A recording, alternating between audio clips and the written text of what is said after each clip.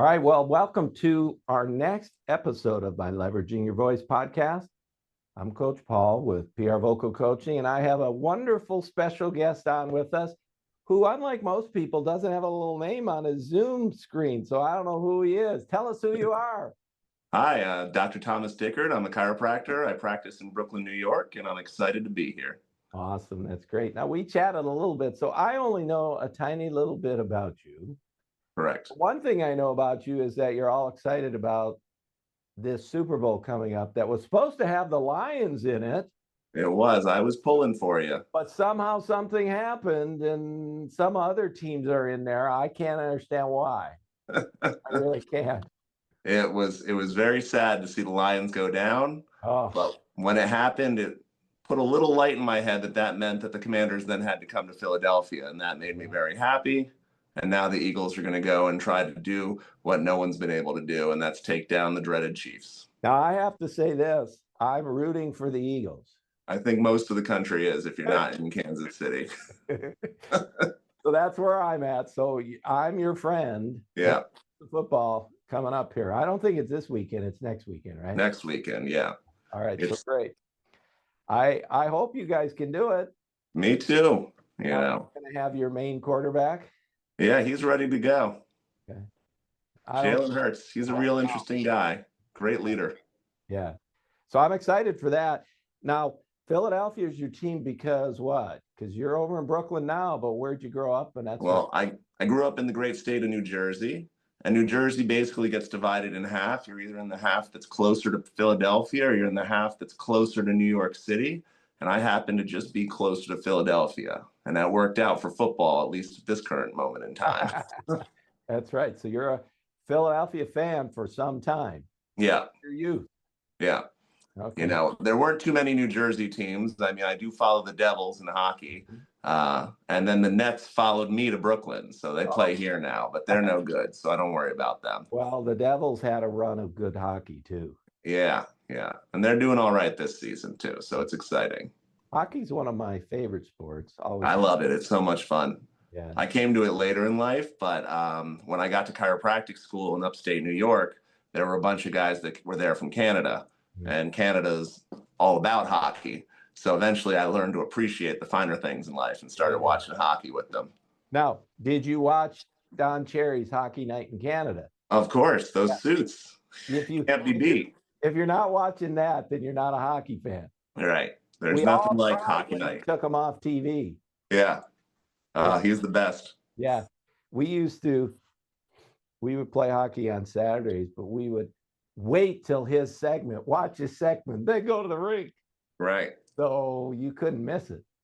Yeah. So did you grow up in Michigan? Oh, yeah. All right. So hockey's big there, right? Oh, yeah. Always been. Out on the pond, huh? Always been. Yeah. Love it. So one of my favorites, that and baseball. Baseball, I like all the sports, but baseball too. There's just, if you watch baseball, some people say it's a slow game, but there is so much going on. Yeah. Every single pitch. Yeah. And so much can go wrong with every single pitch. Yeah. It's an amazing game. I've actually been to a Tigers game. All right. I'm working my way through the stadiums, and I've been to Detroit, so that's a good one. Have you been to? A lot? Or you just I'd say probably between 15 and 20. That's a good number. Yeah. Now, back in the day, did you ever go to the Boston Garden and watch the Bruins play there? I've not been to the Boston Garden. Well, it's not there now, I don't think, right? Yeah, I don't think so either. No, but I did that while I was still there. I've been to Fenway. Well, that's a beautiful park. When I went to the Garden to watch Boston play, you know, those old stadiums, they had like obstructed view seating, you know. Yeah.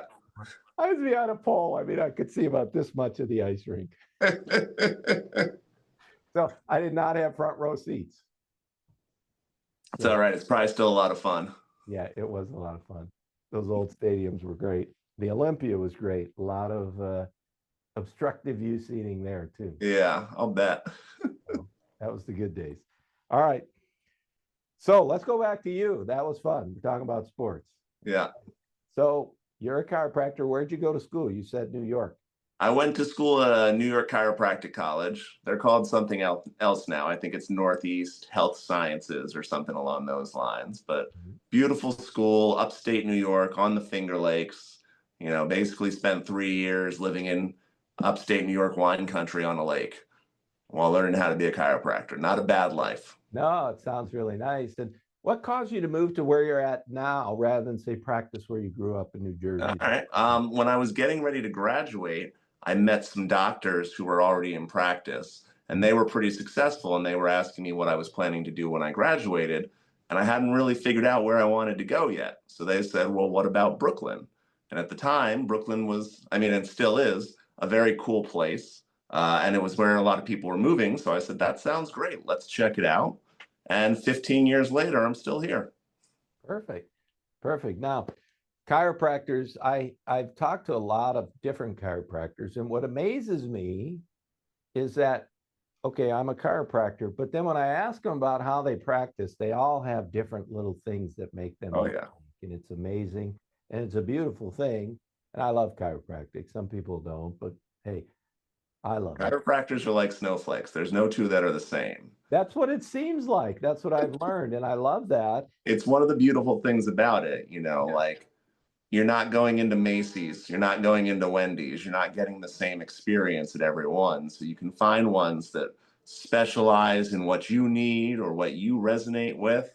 And while we all have similar core concepts that we use, the way that we enact it and the way that we practice it is really an art. And that's one of my favorite parts about chiropractic. Awesome. Now, who is it that you help and what do you help them with? Tell us that. So we're big into families, and I primarily focus on young kids with neurodevelopmental issues. I've done a lot of training with PX Chiropractic, with Tony Ebel, with other pediatric chiropractors. And what we really are focusing on is attracting kids that are having neurodevelopmental issues. You know, that can be sensory issues, it can be attention issues, it can be activity and behavior issues, all the way up to being on the spectrum, having autism, having Asperger's, having some of these really, really big effects on your lives and effects on your family. So we primarily focus on that in the practice. That's my main focus. And it tends to bring in a lot of people, but then it also obviously parents bring in the child and eventually they get turned on to chiropractic, or the other kids in the family come on. So the goal is to get as many families and as many family members as we can into the practice. I like it. It's an important thing to be doing. It really is. The kids that you're targeting, is it all age groups or just infants, or what kind of age group are we looking at? It's all age groups, because obviously there's people at all stages of life that are affected by this. But the really exciting and really profound impacts are more common when we're getting people when they're their youngest, when they're just dealing with this and their entire nervous system hasn't had years to develop around it and their body hasn't had years to grow into it. Those people can obviously be helped too. People my age, people your age, people my grandmother's age can all be helped with chiropractic. But the less time that someone's been dealing with an issue, the easier it is to get in there and affect really deep, significant change. It's not any different than focusing on car accident victims. You know, if someone's in a car accident, I want to see them the day after. I don't want to see them 2 years after, because then you almost have to work back those 2 years and then work forward 2 years to get them to where you want to be. The same thing happens with neurological conditions. Now, what kind of help are you able to provide them? What kind of results do you see with these?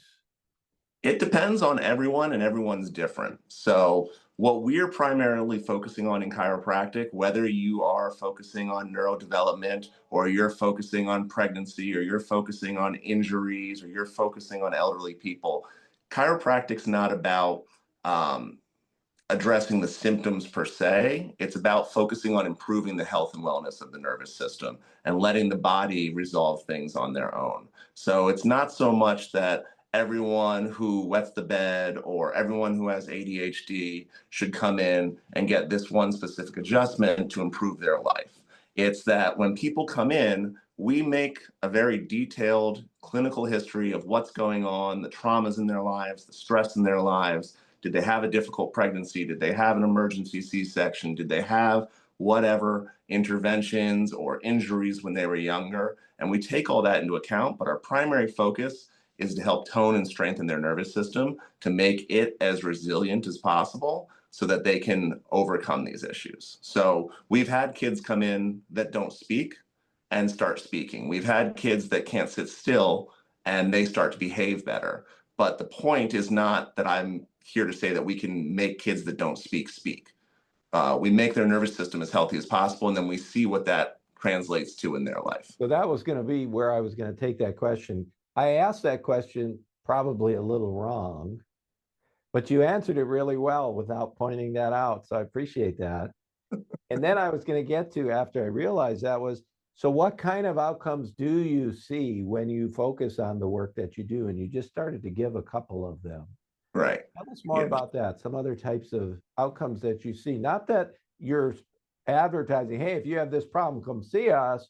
Correct. But like you had described, what kind of outcomes do you see? Because it's not magic, it's really happening. Right. So people should hear some of those. So to focus on these kids, you realize very quickly that they have an entire community around them. And these neurological changes, they don't happen overnight 99% of the time. We can all hear miracle stories where someone went and had one adjustment and it changed everything and they became a new person. We love those stories. They make great stories. But for a lot of people, it's slow, methodical change over time. But what you realize really fast when you're working with these people and these parents and these families is having a kid be able to sit still in class and not have a meltdown is huge. Having them be able to go out to dinner and take the kid with them and not have him or her have a meltdown in the restaurant is life-changing for some of these parents. Because especially when you get into the weeds with parents that are parents of kids with really intense neurological issues, like their entire life is built around trying to help these kids. And they know better than anyone else that there's a person in there and there's a person that thinks and feels and interacts. And a lot of times society bottles them up as this is a person with issues. They don't feel the same or they don't think the same. So any little change in the beginning, whether that's having a more regular bowel movements or being calmer or being able to, handle like just being in public, can be a really big change. So we look for small changes at first, and then down the road, we hope to see changes in communication skills or sensory issues or things like that. I love the work you're doing. It's so important. You see a lot of, I know there's a spectrum and there's a whole, range of things that happen. Maybe this is a question that doesn't make any sense, but is there like a certain point where it's like you're at a certain point and like you just can't help? Or is that a fair question? I think, and I want to believe, and I'm going to operate as though we can always offer some hope and some help. There's going to be people that don't respond the way that I want them to. And there's going to be people that get better results with other approaches. But I think that it's worth it to find out with people, to give them the opportunity to get your hands on someone and see what kind of changes you make. And it doesn't just go for kids that are on the spectrum or having neurodevelopmental delays, because so many of us, quote unquote, normal people like myself, like you, we've gone through life with our own little set of idiosyncrasies or neurological things that are just a little spicy for us, but don't really qualify as, oh, I have this condition or we need this approach. And we can all benefit in some way from taking better care of ourselves. I'm a chiropractor, so I'm biased about chiropractic. I found out about chiropractic and I ran to chiropractic school. Like, I love chiropractic and I bleed it. But I understand that some people are going to get better results from other things. My mission is to make sure that people know that it's an option and that they have the opportunity to try it. Now, is there, not with any names or anything, but is there like any outstanding cases where somebody came in and something happened that probably you didn't maybe expect? that was a positive? I'm constantly amazed by the people that I work with. And sometimes it'll be someone I've been seeing for 4 or 5 months who all of a sudden says, "Bye, Dr. Tom," and has never spoken to me before. Like, whoa, like, you know, and, that right there, that stands the hairs up on the back of my neck. So like one of the big quotes in chiropractic is, you never know how far reaching something you may think, do, or say today could affect the lives of millions of people tomorrow. And things like that resonate with me. And whether it's a kid who has an easier life because of it and is able to interact with other people down the road, whether it's a grandmother who doesn't get migraine headaches and can be a better caretaker for her family or a better role model to the people in her community. I like to think about the things that I don't even realize are happening from the work that we're doing, and the work that all people are doing, the work that you're doing, the work that all of us that are trying to build a healthy, more coherent society are affecting people exponentially, and we never even think about it. Now I'm smiling a little bit because I'm thinking of the next question I want to ask you. So into your office walks an engineer. Mm-hmm. And they say, okay, how many visits will it take before this is fixed? How many will it take before that is fixed? And what date will I be finished with what my work is with you so that I can get back to life without you? Yes. How are you going to deal with that kind of thing? So in those situations, it's nice to kind of divide up personalities, right? And that type of person would be someone that we think of as more of an analytical person. And you could say that it's easier for an analytical person to have an issue with something like chiropractic, because a lot of the answers are going to be, typically, it's going to be between this many and this many, and we're going to have to see how great things get, and you might, but you might not. And sometimes those people can have challenges with answers like that. So you really have to know how to speak with someone like that. And someone like that, I might be pointing more to the computer scans, right? If it's an adult engineer that walks in, we may take x-rays and we might talk about the angle and the alignment of their spine and set specific goals. And we're very big on having care plans and having what we're going to do mapped out. And that's very helpful for an analytical person to say, hey, every 12 visits, we're doing a re-exam. We're going to be seeing you 3 times a week for the first 2 to 3 weeks. We're going to be switching you to twice a week once you've hit these marks on your computer scan, or once you're telling me that this is what your experience is. So I think the answer, whether it's an analytical person or it's an expressive person or it's a driver or it's someone who's more artistic, is you've got to be able to communicate whatever you do in a way that jives with them and like resonates with them. Because if you don't, they're out the door, or they're going to be questioning you at every turn. And when you're trying to do something that might take 6 months to accomplish, the person who's questioning at every visit, I still have headaches, I still have headaches, I still have headaches, that person is almost setting themselves up to be a more challenging experience. So if you can't figure out how to communicate with them in a way that puts their mind at ease, that's part of being their doctor. Like, that's part of being their healthcare provider. You have to package it in a way that like strokes their personality. It's a great answer. It is one of the biggest challenges. Yeah. I was just saying the other day to someone who was struggling in a leadership role, and I said, well, see, you're saying all these things to human beings and you're expecting them to act in some logical manner in response, but they're human beings, they never will. Right. So somehow you got to figure that out. Right. We're not all in the military. We can't just say this is the way to do it. No. You have to have a couple different approaches. Yeah. Yep. What are some of the hardest things that you deal with as a chiropractor? Some of the hardest things you deal with as a chiropractor is helping people maintain hope, keeping people excited and on target with what you're doing, because people have different goals, and they can't be your goals for them. You have to get them excited about the goals. Otherwise, they might drop off when they're feeling better, or they might drop off when their insurance runs out. That's another hard thing, is that people spend so much money on their insurance, and there's so much struggle with the healthcare in this country to begin with, that a lot of people only want to go to places that their insurance covers, or they only want to do what their insurance covers because they think that their insurance company has their best interest in mind. So finding a way to communicate with someone that their insurance company might have other priorities than their health in a way that doesn't just turn them off because you're yelling at them about the shortcomings of these companies or the shortcomings of the situation in the world, that tends to be a big challenge. Okay. That is a big challenge. That is a big challenge. Where's your practice at? What's the address? What's like the website? How does somebody find you? Talk a little bit about that. We're located in Williamsburg, Brooklyn. The address is 729 Wythe Avenue, Williamsburg, Brooklyn. The phone number, well, the website's www.williamsburgchiroNY.com. So Williamsburg, Chiro like chiropractor, NY like New York.com.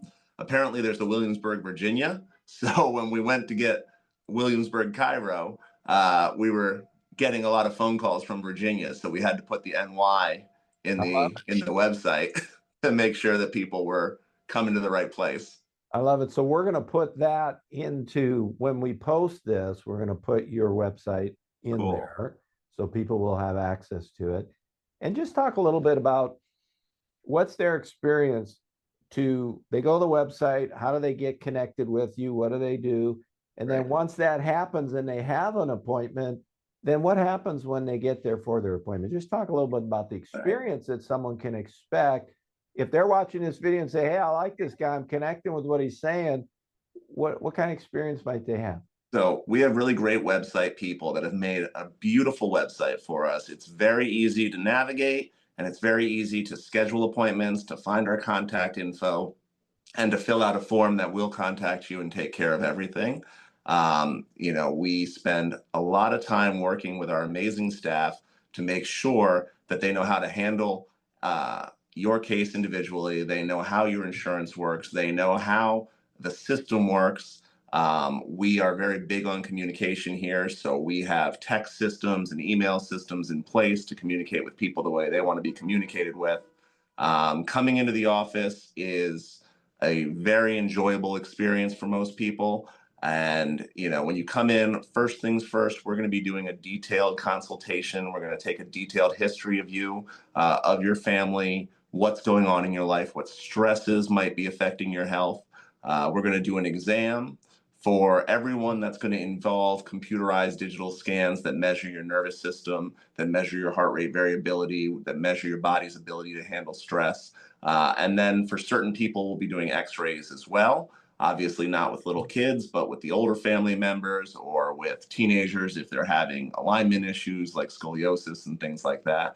Our office is very big on doing a very detailed history, doing a very detailed exam, and figuring out exactly what's going on with you. We are not the office, per se, where you come, lay down, get cracked, and come back in 3 months when you feel like it. We have people that do that. We're not turning anyone away, but we're very passionate about working with people that have goals, that want to have care plans, that come in with things that they want to improve and work on in their life. And we want to work with people for the long term. So we don't turn anyone away. But if your goal is to just come in, don't do an exam, lay down and get cracked, I have a great chiropractor down the street for you. All right. Well, that's a good story. It sounds like you're going to take care of people. Is there any work they got to do before they come in? Do you send them any homework to do before they get there? Or is it all? Yeah, we have paperwork. It's all online. And it's basically the only thing you need to do to come in is fill out the paperwork. Obviously, if you have insurance or you have like a car accident or a workers' comp situation where we need to have that information, we'll work to get that. Some people come in that have had injuries or have had other imaging in the past. So we like to get that before they come in so we can have a really complete picture. Or sometimes people are coming from a different chiropractic office. They've moved to Brooklyn or they're here for a couple months for work. And sometimes we'll connect with their chiropractors to get any scans or x-rays and things like that. But it's a pretty low barrier to entry. You call, you make an appointment, and you fill out the paperwork, and we're excited to meet you. Awesome. Awesome. Hey, been great talking with you. Love Thank our you so conversation. much. I love the office that you have and the work that you're doing and the kind of focus that you have. Helping people who are struggling is such a great service, Yeah. and I commend you for that. So Well, good on you. thank you, Paul. This has been a lot of fun and I've really enjoyed it. And right back at you. I love the work that you're doing and thank you. I appreciate that. Now, I asked this question. I should tell people I'm going to ask this question, but I never do. But anyway, what's the final thought that you might have? What do you want to leave folks with here today? Go Birds. All right. We'll leave it at that. I like it. I like it. All right. Well, thank you for joining us today. Really appreciate it. Did a great job. Thank you. And folks, as always, thanks for joining us here today. Remember, if you're interested in some of the work that I do, say that you're struggling with confidence in your speaking, you can go over to my website, 𝐼𝐺𝐭coaching.com, and there you'll see some of the different things that we do to help you speak with confidence in just 8 weeks. So if that's of interest to you, go over there. I'm really glad you're watching. Take a look at the other episodes we have. We have a lot of episodes with a lot of great people. And here's a simple one. If you can just take a second and hit the little like button, that would be great. It's a great help. And it's free. It's easy to do for people. So do that if you get a chance. And other than that, I just want to say thank you for joining us. And until next time, bye for now.